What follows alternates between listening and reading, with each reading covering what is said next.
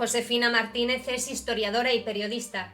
Es autora de No somos esclavas y Revolucionarias, coautora de Patriarcado y Capitalismo junto con Cintia Luz Burgueño y editora de la novela gráfica La Rosa Roja. Junto con Diana Asunsao acaba de publicar Mujeres, Revolución y Socialismo, un libro que compila diferentes textos sobre la emancipación de las mujeres de autoras como Clara Zetkin, Alexandra Kollontai, Inessa Armand o Eleanor Marx. Hablemos.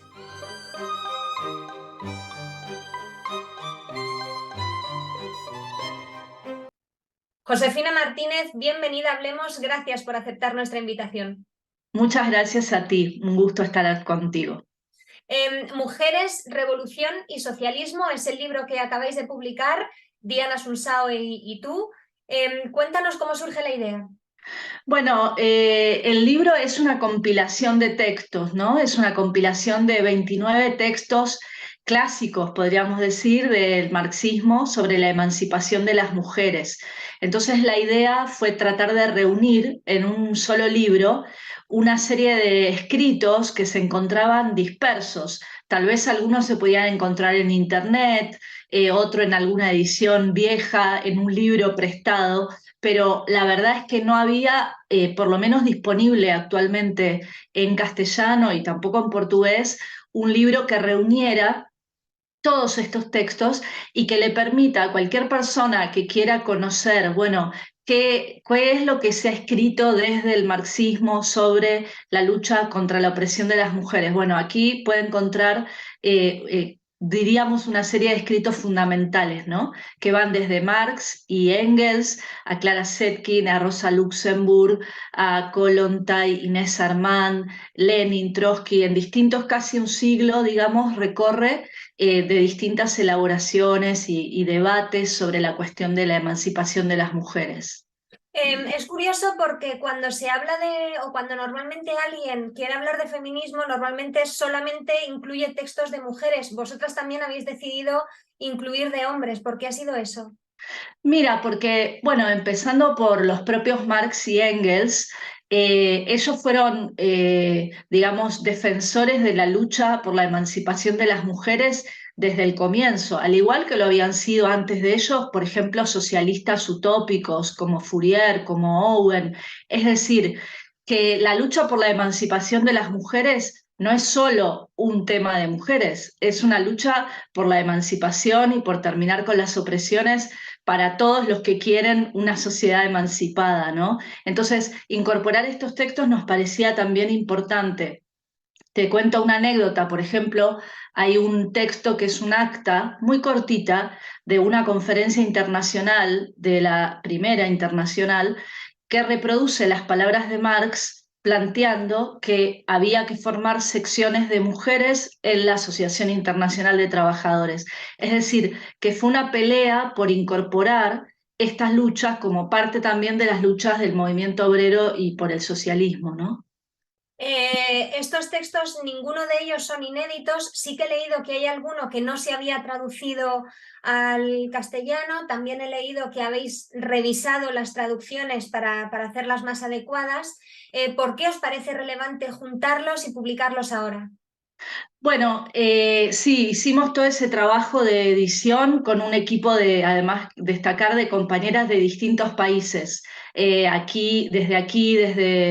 Trabajaron en Argentina, en Brasil, contamos con colaboración con compañeras de Alemania que nos ayudaron con la traducción de algunos textos y nos parecía relevante, primero porque, bueno, en los últimos años ha vuelto a estar, digamos, la movilización, el movimiento de mujeres planteando muchos debates sobre la cuestión de no solo de la violencia machista, sino de la precariedad con rostro de mujer, sobre la desigualdad de la brecha salarial, sobre distintas cuestiones, el trabajo doméstico feminizado, mayoritariamente invisibilizado en los hogares, distintas cuestiones que en estos textos clásicos fueron abordadas de distintas maneras. Entonces, uno puede descubrir que son temáticas que atraviesan al movimiento de mujeres desde hace muchísimo tiempo y lo que une, digamos, todos estos trabajos es que plantean la perspectiva de que la lucha por nuestros derechos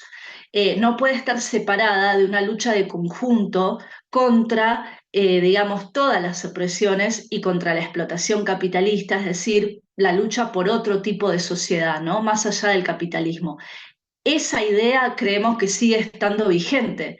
Es decir, pueden haber cambiado muchas cosas, ¿no? En la época de mi abuela, tal vez ella no podía fácilmente estudiar en la universidad, ni tampoco, bueno, en Argentina el derecho al aborto lo conseguimos hace muy pocos años recién y en parte de América Latina todavía no. Pero claro, hay cosas que se han transformado, pero otras que hacen a cómo funciona de conjunto la sociedad capitalista siguen tan vigentes que hacen que estos textos tengan mucha actualidad.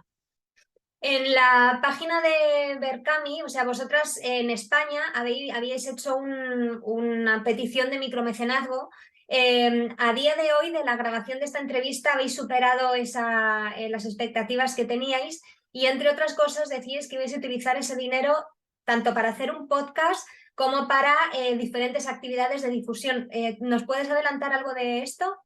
Bueno, estamos sí, muy contentas porque ha salido muy bien y la idea sí es tratar de multiplicar las iniciativas en distintos formatos de debate, de plantear, de recuperar aspectos de la historia de la lucha del movimiento de mujeres y el movimiento de mujeres socialistas, lo que hacemos con los libros, pero también hacemos, por ejemplo, en las universidades dando charlas con un formato que le llamamos Cátedra Libre, Karl Marx, y donde hemos hecho muchos debates sobre feminismo y socialismo. Y bueno, y la idea del podcast está ahí dando vueltas también, tenemos que todavía terminar de cerrarla, pero nada, nos parece que hay que aprovechar todos los formatos posibles de comunicación para poder llegar sobre todo a sectores jóvenes y a sectores que están abriéndose a pensar digamos, cuestiones más críticas hacia la sociedad capitalista y patriarcal y bueno, lo que podamos aportar desde ahí. El libro se va a poder comprar en librerías además de online, ¿verdad? ¿O solamente online? Sí, no, ya ahora, bueno, estamos ya, de hecho en estos días ya lo vamos a mandar a imprenta porque como ya hemos obtenido el apoyo para hacerlo y la idea es después de obviamente entregarlo a todos los que han colaborado, poder entrar en algunas librerías y que se pueda conseguir, sí.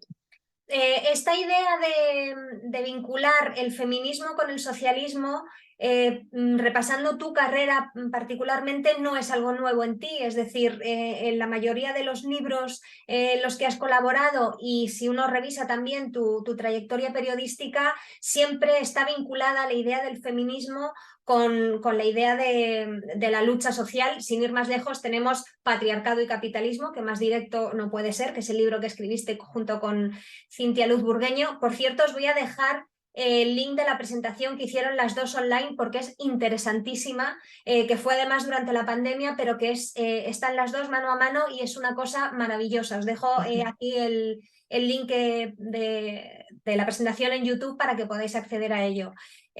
¿Por qué no concibes el feminismo sin el socialismo, sin la lucha obrera? Bueno, hay una forma de expresar lo que a mí me gusta, que es que sin las mujeres y sin las mujeres trabajadoras, ¿no? De los sectores populares, no es posible pensar una transformación social y una revolución. Pero a su vez, sin una transformación social radical, sin una revolución, no es posible pensar en una verdadera emancipación, ¿no?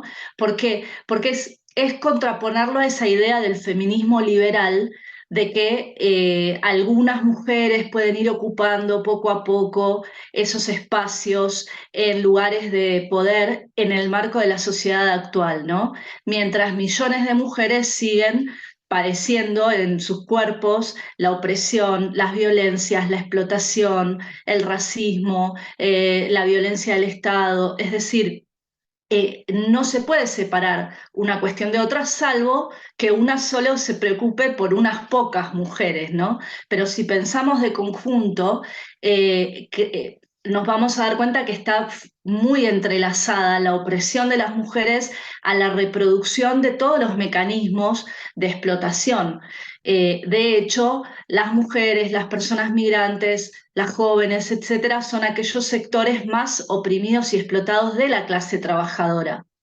Y al mismo tiempo pensamos que no hay que contraponer clase trabajadora por un lado y movimiento de mujeres por otro, porque la clase trabajadora hoy, 2023, iba a decir 2021, mirá cómo no tiene la cabeza, 2023, está profundamente feminizada como quizá nunca en la historia. Más del 50% de la clase obrera somos mujeres, es decir, no es posible separar y mucho menos contraponer, sino pensar cómo articular una lucha de conjunto, que eso creo que es lo que está faltando, ¿no? Lo que nos hace falta.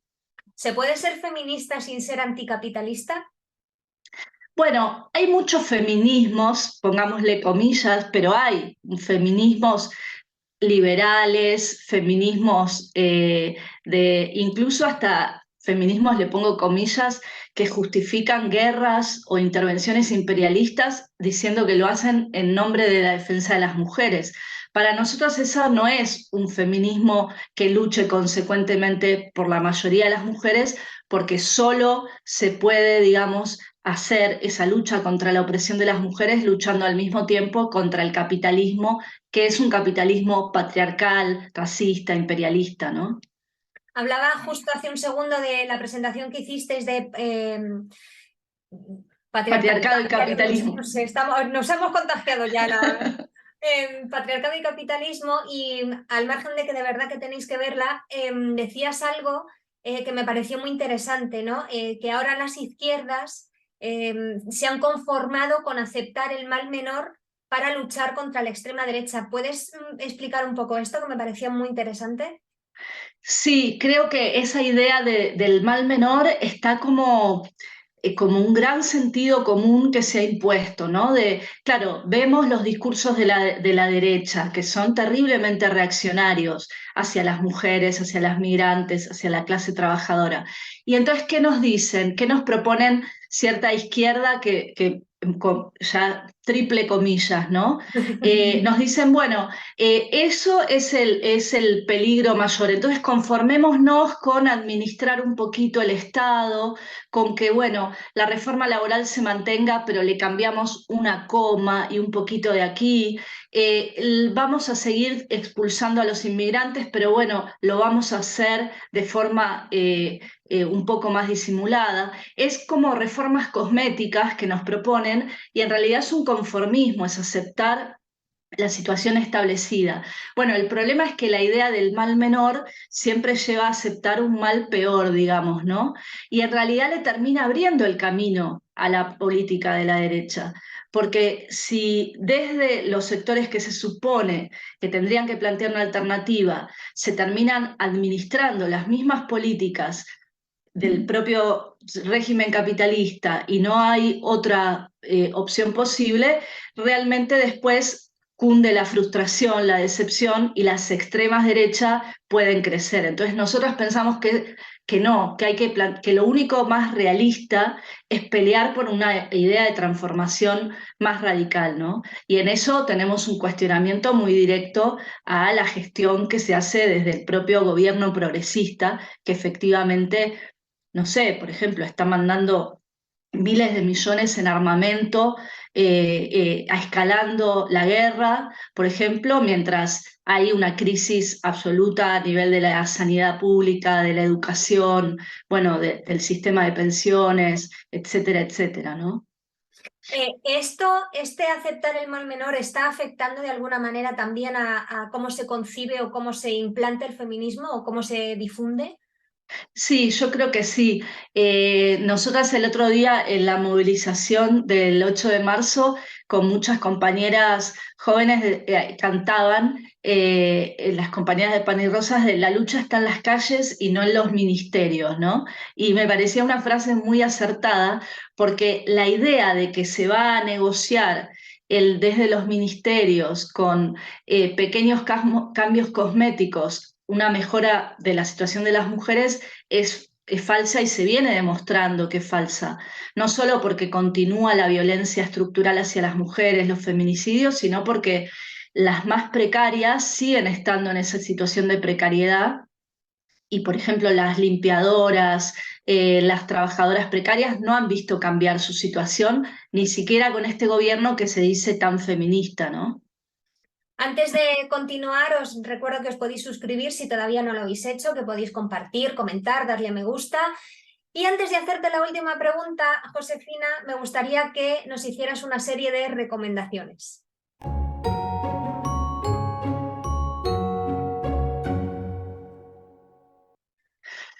Bien, Recomiéndanos un libro. un libro. Ay, me habías dicho de los libros y ahora me olvidé. Bueno, estoy Yo esto lo aviso antes, por si acaso, pero recomiendo un libro de un amigo, además, un gran amigo de Argentina que se llama Matías Maielo y se llama De la movilización a la revolución, nada menos, titulazo. Y es un libro cortito, pero mira, una bomba, digo yo, porque es un gran debate sobre la perspectiva del socialismo en el siglo XXI. es un ensayo. Sí, es un ensayo. Recomiéndanos una película o una serie. Una película, bueno, vi hace poco la película sobre la vida de Eleanor Marx, que me gustó mucho, aunque tiende, digamos, a edulcorar un poco lo que fue su carrera, digamos, como militante revolucionaria, pero aún así, como es un personaje que es poco conocido, una figura poco conocida, y fue una destacada feminista socialista, la recomiendo. ¿Una canción o un grupo? Yo ahí soy muy antigua y a mí me gusta la música clásica, así que escucho mucho Bach, cello y cosas así. No sé si voy a estar muy para recomendaciones. La música clásica es perfectamente recomendable y además creo que la recuperación de este tipo de arte que ahora se ha convertido en elitista debería ser una de las patas fundamentales de la lucha socialista, el hecho de que podamos redisfrutar de la música clásica, de la ópera, de la pintura o de la Totalmente. escultura. Así A que mí me encanta, sí, sí. la recomendación de Bach más que bienvenida. Y por último, algo que ver. Algo que ver, bueno, ahí conozco menos, no, ahí ya me dijiste que tenía que recomendar, pero la verdad es que tengo que averiguar. ¿Tú me recomiendas algo a mí? Te recomiendo que vayas al teatro a ver cualquier clásico, fíjate, yo también soy muy clásica, cualquier clásico un ballet. Navidad es el típico Cascanueces, el Lago de los Cisnes, que es como lo más básico de lo básico, para emocionarnos sin utilizar la cabeza, que a veces también viene bien para algo que te impacte directamente al corazón. A mí esa siempre me parece una buena recomendación. Que no Muy bien. es el momento de hacerlo yo, pero bueno, ya sustituyo a Josefina. Eh, Gracias. Josefina, ¿qué debemos hacer las mujeres hoy en día o qué podemos hacer para implantar o para construir una sociedad realmente igualitaria? Bueno, yo creo que, a ver, es difícil, es la gran pregunta, ¿no?